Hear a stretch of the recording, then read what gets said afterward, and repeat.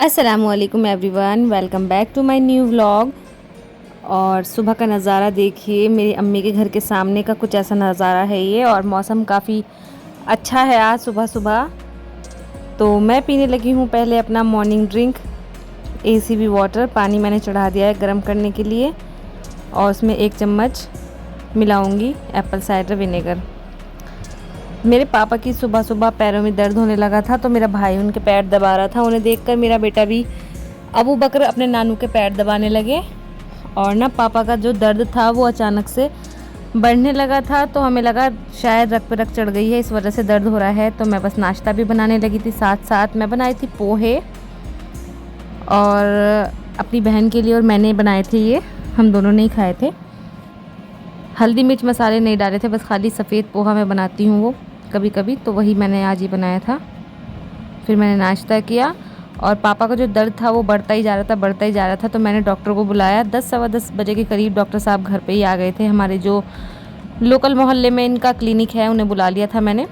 तो जब पापा का दर्द सही नहीं हुआ तो मुझे इन्हें लेकर जाना पड़ा, जो हमारे फैमिली डॉक्टर हैं MBBS, उनके पास।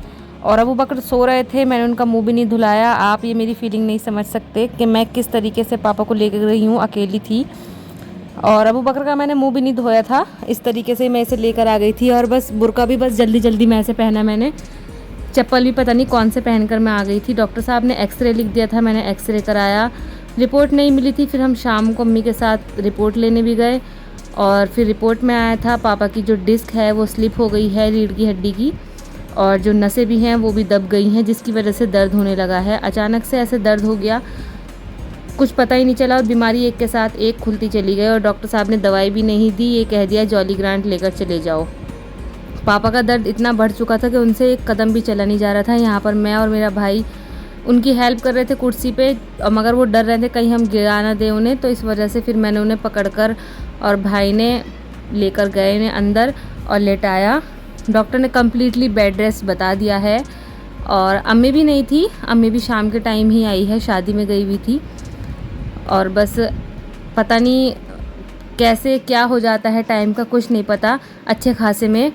और मेरे पापा को तो बिल्कुल भी, मतलब कहते हैं ना कि इन्हें सुकून नहीं है किसी भी तरीके से बैठने का, बस चलते ही रहते हैं, काम ही करते रहते हैं। कुछ काम कह दो 1 मिनट में करके रख देंगे। मेरे घर आ जाते हैं, साइकिल से ही आते हैं, और ना बाइक से आते हैं ना रिक्शा से आते हैं, हमेशा साइकिल से। मेरी खाला का घर है 10-12 किलोमीटर दूर, वहाँ भी साइकिल से ही चले जाते हैं। अबू बकर भी परेशान थे कि उनके नानू ने गोदी क्यों नहीं ले रहे हैं, उन्हें खिला क्यों नहीं रहे हैं, बेचारा बहुत परेशान हो रहा था। फिर सुबह को ही हमें इन्हें जॉली ग्रांट लेकर निकलना था, तो बस मैंने नाश्ते में अंडा पाव खाया था। ये अंडे को एक रैप में कर लिया था और बाद में एक बन खा लिया था। और बस हम लोग सुबह ही फजर के बाद निकल गए थे, और अबू बकर को भी मैं अपने साथ ही लेकर गई थी। और बस हम जैसे तैसे पहुँचे। अबू बकर तो सो ही गए थे, पापा को बैठने में भी बहुत ज़्यादा परेशानी हो रही थी, मगर हमें जाना तो था ही दवाई लेने के लिए। हम हॉस्पिटल पहुँच गए थे। हॉस्पिटल में जाकर सबसे पहले तो हमें न्यूरोसर्जन से मिलना था, तो वहाँ पर लाइन लंबी लग रही थी। वो 80 मरीज़ ही देखते हैं, 80 से ज़्यादा नहीं देखते, तो हम लोग को उन्होंने मना कर दिया। फिर बहुत मतलब सूझबूझ के साथ मैंने औरतों को दिखाया, क्योंकि ये हड्डी का भी केस था थोड़ा सा।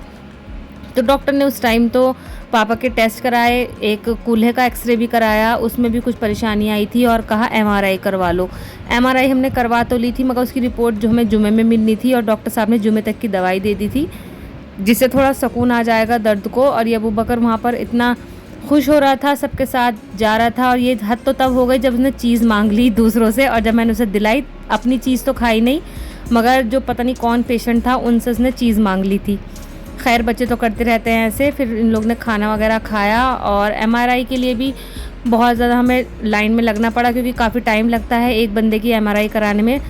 सारी रिपोर्ट्स वगैरह हो गई थी, फिर हम लोग अपने घर आने लगे थे। और बस रास्ते में ही हमने बाहर से ही हमने दवाइयाँ ली, हम अंदर दवाई नहीं लेते। अगर कोई जॉली ग्रांट से दवाई लेने जाता हो तो ये ध्यान रखें कि अंदर से ना लें दवाइयाँ, क्योंकि ये कुछ % पे कमीशन लेते हैं, और बाहर सस्ती दवाइयाँ मिल जाती है जो बाहर मेडिकल स्टोर होते हैं। यहाँ से हमारा शहर 80 किलोमीटर था। हम लोग फिर घर पहुँचे, डॉक्टर ने इंजेक्शन्स भी दिए थे। इंजेक्शन लगाने के लिए कैनुला लगाना था, तो हमने डॉक्टर साहब को बुलाया, और फिर अबू के पापा भी आ गए थे हमारे पापा को देखने के लिए। तो अबू बकर अपने पापा की गोद में चढ़ गए थे, और फिर ये नशरा और अबू बकर खेल रहे थे, झाड़ू पर बिठा रहे थे कि भीम की चुड़ैल आ गई है।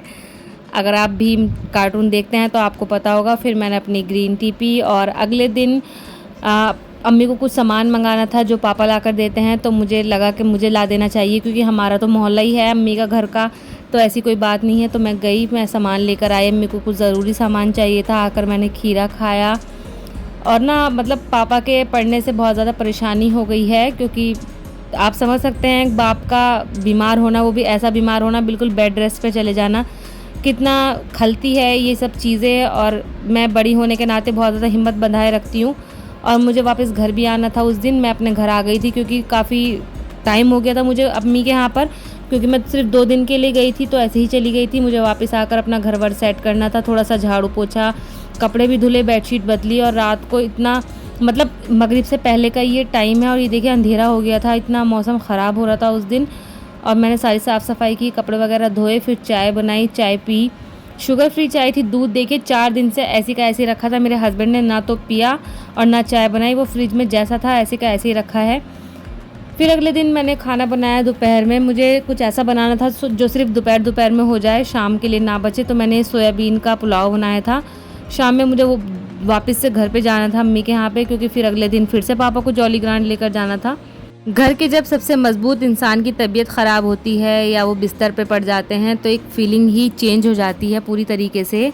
बाप जो है वो एक रिश्ते का नाम नहीं है सिर्फ, ये हमारे लिए एक हौसला है, हमारी ताकत है, हमारी वो दीवार है जिस पर हमारा पूरा घर टिका हुआ है।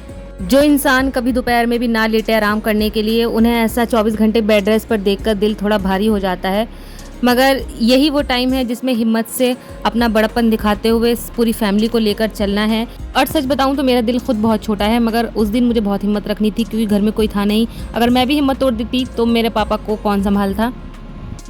अब मुझे फिर से जाना है अम्मी के यहाँ पे 2-4 दिन के लिए, तो मैं बस वही कर रही थी। कपड़े जो धुले थे वो सूख गए थे, छत की भी झाड़ू मैंने लगा दी, थोड़ी सी मलाई रखी हुई थी उसको भी मैंने सोचा घी निकाल लेते हैं उसका, वरना ख़राब हो जाएगी, पता नहीं मैं कितने दिन में आऊँ। बस हम तीनों भी निकल गए थे। सबसे पहले पेट्रोल भरवाया बाइक में और थोड़ा सा जल्दी हम निकले थे क्योंकि अकील को वापस भी आना था। हम लोग रुकेंगे अबू बकर और मैं। जाकर सबसे पहले हम लोग ने पानी पिया, खाना खाया और खाने में अम्मी ने दाल बनाई हुई थी, आम्बी चने की दाल, ये सीजनल है। और बस ग्रीन टी पी अपनी और बस दिन का एंड किया। चलिए मिलते हैं नेक्स्ट व्लॉग में। आप लोग दुआ करिएगा प्लीज़ मेरे पापा के लिए। अल्लाह हाफिज़।